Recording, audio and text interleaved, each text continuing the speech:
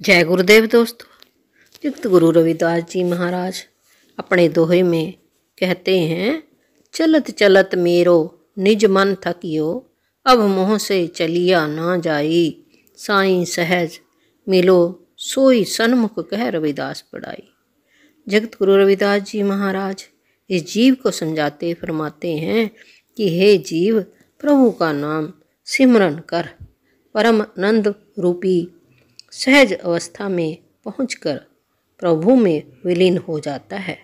कर्म कांडों द्वारा जीव को प्रभु की प्राप्ति नहीं होती, मगर आपको सच्चे प्रभु की प्राप्ति करनी है तो उस परमात्मा के नाम का सिमरन करना पड़ेगा।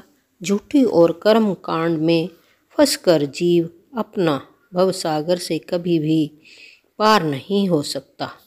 अगले दोहे में जगत गुरु रविदास जी महाराज फरमाते हैं, ईड़ा पिंगला सुषमन नाड़ी, जा मैं चित ना धरे, सहजतार माही भवर गुफा है, भवर गूंज करे।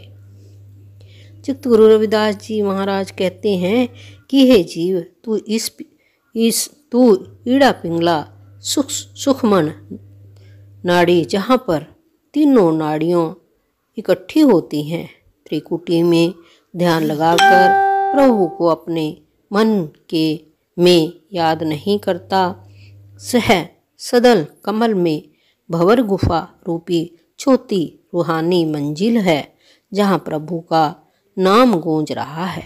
अगले दोहे में जगत गुरु रविदास जी महाराज कहते हैं, करनी कथनी ज्ञान अचारा, भक्ति इंसो न्यारी, दोया गोड़ा चढ़ू कौ ना पहुँचे, सतगुरु कह पुकारी।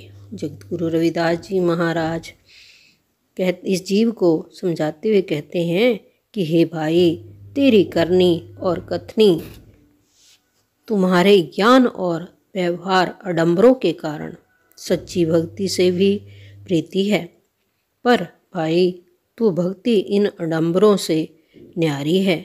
जैसे कोड़ी जीव एक ही समय पर दो घोड़ों पर सवार होकर अपनी मंजिल तक नहीं